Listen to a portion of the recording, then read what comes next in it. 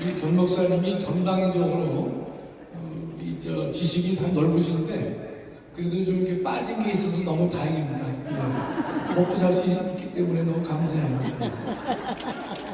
제가 대전에서 특검 보고 말씀드렸지만 조금 더 추가해서 말씀을 올 것인데 한번 좀 보시죠.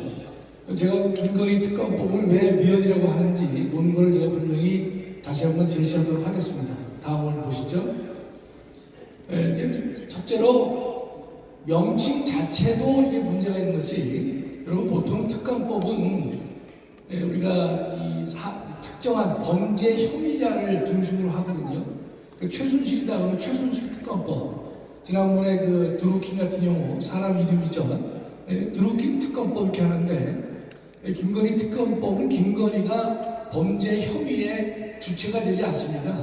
도이치모터스가 주체가 되고 있기 때문에 명칭을 도이치모터스 특검이라고 해야 되는데, 한다면, 그러나 정치적으로 활용하기 위해서 이제 중요한 부분은 이제 되건 안 되건 김건희 여사의 이름을 들어 넣어야만 국민들을 호도할 수 있고 또 총선용으로도 써볼 수 있기 때문에 이런 이제 행태를 벌이고 있는 것인데 매우 참 부당하죠. 다음이요.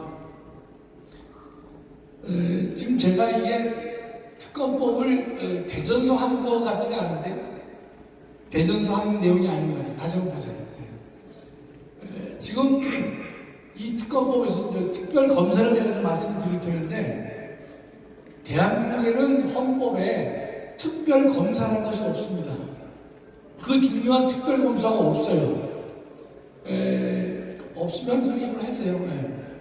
특별검사가 왜 없는가 하면, 특별검사는 우리 헌법에 없고 미국의 제도를 우리나라가 도입한 것입니다. 미국 제도를 도입한 것이에요. 그래서 대한민국에서는 모든 범죄를 누가 하느냐? 검사가 하는 겁니다. 검사가. 그러니까 특별검사와 대칭되니까 일반이라는 말을 붙여야 옳겠지만은 통상적으로 검사라고 하지 일반 검사라는 걸 안 한단 말이죠. 그 특별검사는 왜 이것이 도입되는가? 미국에서 이게 만들어진 것인데 이겁니다. 권력형 비리 혐의에 대해서 다시 한번 꼭 이걸 외워두셔야 돼요. 권력형 비리 혐의에 대해서 검사가 수사를 안 했거나 못한 경우, 이런 경우가 예상되죠? 비리가 이 권력형 비리였었는데 권력형이 높은 사람이 하기 때문에 검사가 수사를 안 할 수도 있고 또 못할 수도 있단 말이죠. 그런 경우에 일정 상황이 바뀌었을 경우에 사법정의를 실현하기 위해서는 일반 검사가 못했으니까 특별한 검사를 만들어서 잘못된 것을 밝혀보자. 그것이 이제 우리가 특별검사의 의의가 된 것입니다. 그 파일을 보면요, 그 김건희 특검하고 김정숙 특검으로 한 게 있을 거예요. 그러니까 우리 대한민국은 특별검사가 없는데 도입이 가능하다고 해서 꼭 머리에 기회에 두실 것이, 권력형 비리 혐의가 전제가 되고, 두 번째, 그 사건을 검사가 수사를 안 했거나 못한 경우에 한해서만 특별검사가 허용되는 것이죠. 그럼 특별검사는 헌법이 없죠. 그렇기 때문에 특별검사를 두기 위해서는요, 특별검사를 둘 수 있는 법적 근거가 필요합니다. 그게 소위 말해서 특검법이 되는 것입니다. 즉 특별검사법이 되는 것이, 그러니까 일반 없기 때문에 특별한 법을 만들어서 이제 특별검사를 임용한다, 이런 뜻입니다. 다음을 좀 보시죠. 그리고 김건희 여사의 그 특검 문제는 윤석열 대통령 취임 10년 전 사건입니다. 더 정확히 말씀드리면 윤석열 대통령이 이 김건희 여사와 결혼하기 2년 전 사건입니다. 그러면 민간인 신분에서 주가 조작 혐의에 관여가 됐다고 볼 수 있지 않습니까? 그러면 대통령 취임 10년 전 사건이고 결혼 전 사건이라면 이 사건의 성격상 절대로 특검의 대상이 될 수가 없는 것이죠. 그러니까 보통 일반 사람이 범죄를 범했다는 혐의가 있으면 특별검사를 두나요? 안 두죠. 검사가 소환해서 조사하고 처리하면 그만인데, 지금 김건희 여사는 결혼 전 사건이고 대통령 취임 전 사건이라면 첫째, 특검의 대상이 될 수가 없다는 것이에요.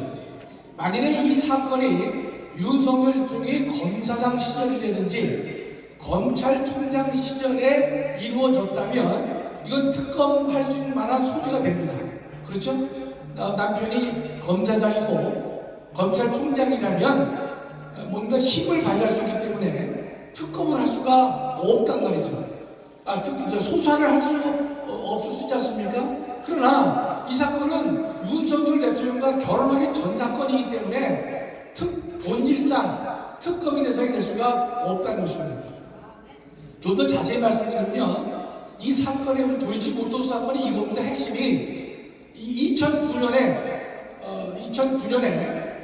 도이치모터스 사건의 회장이 권오수입니다.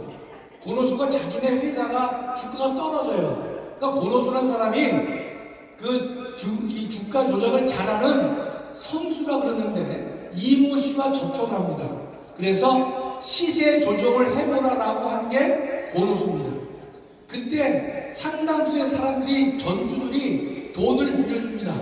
돈을 빌려줬는데 문제는 김건희 여사가 이 사실을 알고 시세 조정을 한다는 사실을 알고 관여가 됐는지 안 됐는지가 실제는 관건이에요. 아시겠죠? 권오수가 자신의 회사를 시세 조정하려고 했는데 그 혐의를 알고 관여가 됐느냐 안 됐느냐의 문제가 김건희 여사가 결혼 전에 이루어진 사건의 본질이 이겁니다. 그랬는데 이 권오수는요 작년에 1심이 선고가 됐는데 권오수는 집행유예를 받았고 그 선수한 사람 주가 조작을 한 사람은 실형을 받았지만 나머지 전주들은 다 무죄가 됐습니다. 다 무죄가 됐어요. 근데 김건희 여사는 기소조차 못했습니다. 자, 정리가 되죠? 권오수 회장은 집행유예, 조작했다고 보여지는 그 이모 씨는 실형 3년, 돈을 빌려준 전주들은 다 무죄, 김건희 여사는 기소도 못했습니다. 자, 그러면 이 사건은요 둘로 나눠야 됩니다. 문재인 정권 하에서 윤석열 총장을 끌어내리기 위한 것이 1단계고 2단계는 윤석열 대통령 후보를 낙마시키려고 하는데도 이 사건이 적용된 것입니다. 아시겠죠? 문재인이가 얼마큼 지독한 인간이야. 윤석열 총장이 말을 안 들으니까 총장을 끌어내리기 위해서 1단계 도이치모터스 사건이 등장하게 된 것입니다. 그걸 반드시 여러분 이해를 하셔야 돼요. 그럴 때 누가 있었느냐? 윤석열 총장은요 그 당시 식물총장이었어요. 추미애 법무부 장관이 수사도 받지 못하게 했고 수사에 관여도 못하게끔 수사 지휘권이 발동된 사건이 바로 이 사건인 것입니다. 그러면 윤석열 총장은 아무것도 못했어요. 이거를 끌어내리기 위해서 이 인간들이 노력을 많이 했는데 윤 총장이 그만뒀지요. 그 다음에도 이 도이치모터스 사건이 또 등장합니다. 왜냐? 대통령 선거에서 윤석열 후보를 떨어뜨려 하려고 하기 때문에 다시 이 사건을 끌고 들어옵니다. 그럴 때는 이 친구들이 수사진을 대폭 강화합니다. 서울지검 반부패부가 수사팀을 꾸리고 대검에서 회계 전문가 4명을 파견받아가지고 여의도의 저승사자라고 불리는 금융팀까지 합쳐서 도이치모터스 사건을 또다시 조사합니다. 왜 조사했겠습니까? 그는 대통령 후보를 낙마시키게 되는 절체절명의 위기이기 때문에 그렇게 조직적이고 계획적으로 전방적으로 수사합니다. 그때 관여한 인간이 전방부에는 이성인이가 관여했고 후방부에는 또 똑같은 친문검사인 이정수 중앙지검장이 직접 관여했습니다. 그러나 김건희 여사는 기소 못했습니다. 혐의가 없다는 거죠. 그렇죠? 대통령 후보를 떨어뜨리기 위해서는 무조건 김건희 여사를 집어넣어야 되는데 기소조차 못하는 사건이에요. 그러면서 그 당시에 이 팀들이 기소를 못했는데 어떤 일이 나왔냐면 김건희 여사가 사건이 공소시효 10년이 끝났다라고 보고가 들어왔어요. 중앙지검장한테. 그러면 공소시효가 끝난 거 아닙니까? 그러니까 이 인간들이 김건희 여사에 대한 공소시효가 끝나버렸어요. 그러나 제3자가 나중에 김건희 여사와 같이 뭘 했다 그래가지고 공소시효 연장을 다시 시키는 일을 감행하면서까지 김건희 여사 수사를 했지만 결론은 뭡니까? 결론은 기소를 못한 것이에요. 자, 여기까지만 보시면 김건희 여사를 어떻든지 간에 검찰총장에서 끌어내려고 했고 대통령 후보에서 낙마시켜서 자신들이 이기려고 했지만 그 모든 공작들이나 노력들이 다 아무 의미가 없는 것으로 끝나버렸다는 뜻입니다. 자, 그런 사건임에도 불구하고 지금 다시 어떻습니까? 김건희 여사 특검을 하자라고 얘기를 떠드는 것이에요. 그러면 국민들은요, 우리 목사님들 말씀하시지만 김건희 여사가 날씬하기도 하고 좀 이뻐 보이기도 하니까 좀 질투의 마음이 없잖아 있죠. 그렇죠? 맞습니다. 원래 대통령 부인은 질투할 대상이 아니죠. 보통 거지들이 질투할 때는요, 백만장자를 질투 안 하거든요. 같은 거지 중에서 목 좋은데 선점한 놈, 요걸 질투하기 마련인데, 김건희 여사는 일단 질투하고 있단 말이죠. 그런 마음이 있기 때문에 그런 것을 활용해서 김건희 여사 이 특검법을 만들어가지고 마치 엄청난 부정이 있었듯이 있었느냐 하고 있단 말이죠. 그래서 금년 총선에 적극적으로 활용하기 위해서 민주당은요, 정확하게 이 계산을 한 겁니다. 그 신속 처리 안건을 해서 패스트 트랙인데 보통은 365일 정도 걸려요. 근데 이 인간들이 위원회에서 발의를 하게 되면 8개월이면 됩니다. 4월 말에 발의합니다. 근데 몇 석이 필요하느냐? 패스트 트랙이기 때문에 180석이 필요해요. 민주당 단독으로는 다 끌어모아도 180이 안 됩니다. 그래서 정의당을 끌어들이는 것입니다. 정의당이 기꺼이 도와줬을 것입니다. 그렇죠? 위원회에서 발의했기 때문에 정확하게 12월 말에 본회의에 올라가도록 된 것입니다. 자, 그렇다면 그들이 계산을 안 했겠습니까? 12월 말에 특검법이 통과되면 분명히 윤석열 대통령이 거부권 행사할 것이다. 그렇다면 거부권 행사에 대해서 국민들의 여론을 호도해가지고 총선에서 승리를 쟁취하는 중요한 무기로 쓰자 말이죠. 예전에 했던 김대엽 상봉과 유사한 글을 만들어가서 끌고 가자고 하는 것이 이들의 계획되고 그다음에 준비된 전략이 된 것입니다. 여기 대해서 제가 국민의힘에 대해서 가장 내가 안타까운 것은 뭐냐, 사건의 본질이 이름에도 불구하고 국민의힘에서는 이런 주장이 나와요. 김건희 여사는 총선 후에 하자 하는데 총선 후에도 할 수가 없는 사건이에요. 왜 그렇습니까? 핵심이 권력형 비리 의혹이 없는 사건이에요. 검사가 수사를 안 했거나 못한 게 아니라 윤석열 총장 시절에, 윤석열 대통령 후보 시절에 철저하게 수사를 다 하고 기소를 하지 못한 사건을 다시 끌어들여가지고 이걸 한다고 하는 것입니까? 우리가 누구 편을 들어서가 아니라 김건희 여사 특검법은 대상이 될 수 없는 사건을 마치 대상이 되는 것이냐 해서 끌어들이고 있다, 이런 뜻입니다. 이해가 되시죠? 그러니까 핵심이 뭐냐? 권력형 비리 의혹이 전제가 되는데 그것이 없는 사건이라는 뜻이에요. 다음이요. 제가 말씀을 드렸죠? 네, 다음이요. 그리고 우리가 김정숙 건을 한번 보자고요. 김정숙 건을. 우리가 어거지로 하는 거 아닙니다. 지금 이 김정숙이가 과도한 해외 순방을 한다는 혐의가 있죠. 그걸 왜 이런 일을 했겠는가? 두 번째는 옷을 사 입었는데 자기 돈으로 사 입었느냐, 나라의 특활비로 사 입었느냐, 이게 중대한 의문이고 밝혀져야 할 사건인데, 이건 김정숙이가 남편이 대통령 시절에 이런 일이 일어났기 때문에 그 사람이 반드시 죄를 범했다고 단정할 수는 없지만 범했을 것이라고 하는 의혹이 분명히 있는 것인데, 이거는 권력형 비리의 비리 의혹의 전형에 해당하는 것입니다. 김건희 여사와는 근본적으로 다르다는 뜻입니다. 다음이요. 자, 빠른 혐의를 볼게요. 빠른 속도로. 이 김정숙이가 외국에 나간 게 48회인데 뭐 몇 번 나간지 중요하지 않지만 역대 연구에 중에서 압도적으로 1위를 한 겁니다. 다음에 첫 번째 여러분 잘 아는 인도입니다. 인도를 김정수가 방문을 하는데 대통령이 인도를 방문할 때 끼어서 하루 정도 관광하는 거 있을 수도 있다고 좀 보여져요. 네, 그러나 이 김정수가 대통령 전용기를 타고 혼자 인도를 방문했습니다. 그때 청와대가 뭐라 했냐면 인도 정부가 요청했다라고 말을 하고 있어요. 그러나 다시 들어가 보니까 인도 정부는 처음에 누구를 초청했느냐? 문체부 장관만 초청을 한 겁니다.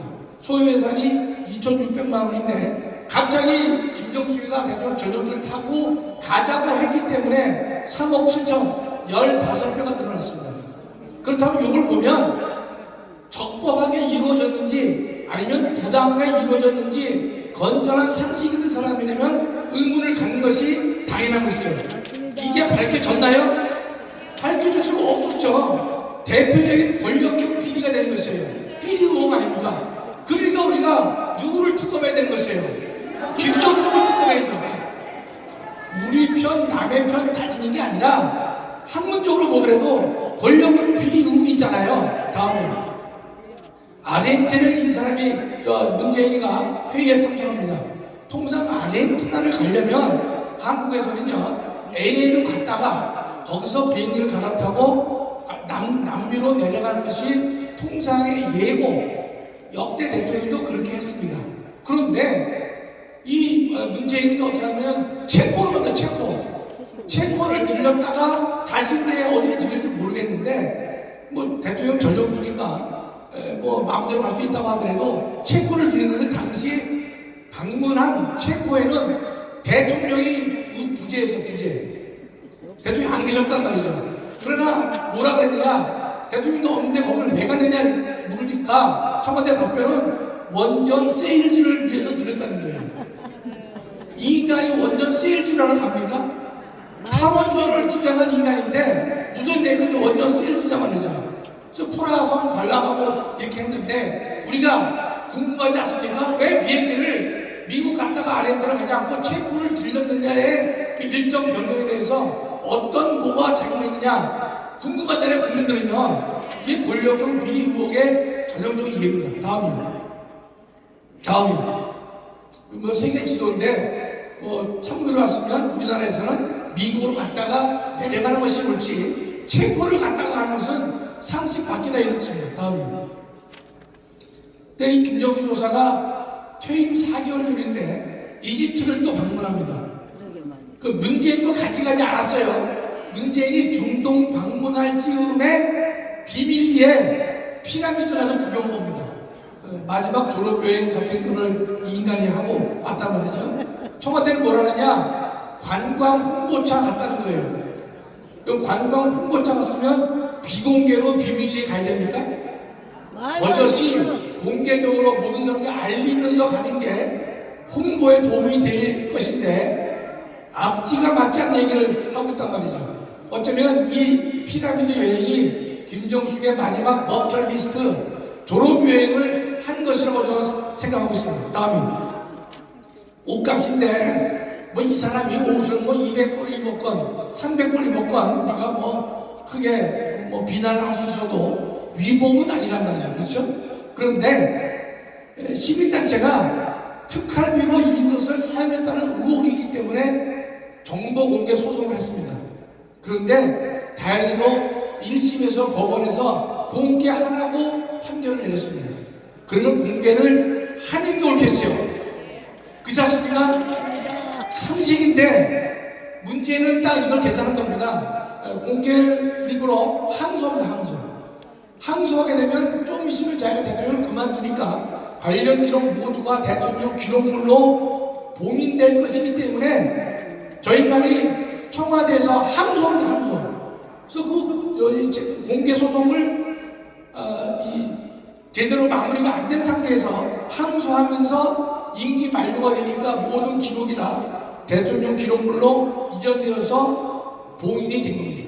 자, 그렇다면 상식적으로 보더라도 김정수가 대통령 부인이었을 당시에 옷값을 특갈비로 썼느냐? 해외여행을 자기 마음대로 했느냐 공식적인 일정에 의해서 했느냐가 국민들의 의문이 되는 것이고, 건전한 상식이 있다면 의문이 될 수밖에 없죠. 그렇다면 대통령 시절에는 검사가 나서서 이걸 다가 수사를 못했을 거란 말이죠. 그렇죠. 대표적인 권력형 비리 의혹이 되는 것이고, 검사가 수사를 안 한 사건이기 때문에 김정숙에 대해서는, 옷값과 해외여행에 대해서는 특검을 반드시 실시해야 대한민국의 정의가 살 것입니다. 여러분, 제 논리를 다 들어보셨을 경우에 제가 보수 우파에 속하기 때문에 김건희 여사를 아주 맹목적으로 편을 들고, 미운 인간이기 때문에 김정숙을 무조건 헐뜯고 깎아내리는 논리 정리가 결코 아닌 것입니다. 그렇지 않습니까?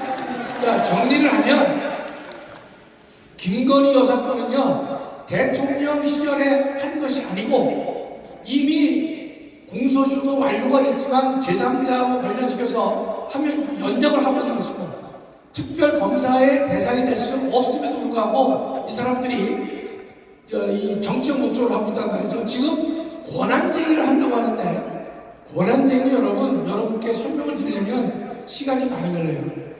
그 기본적인 법적 지식이 필요한데, 제가 볼 때는 대통령과 국회가 이거 문제로 권한쟁의한다 100% 각하됩니다.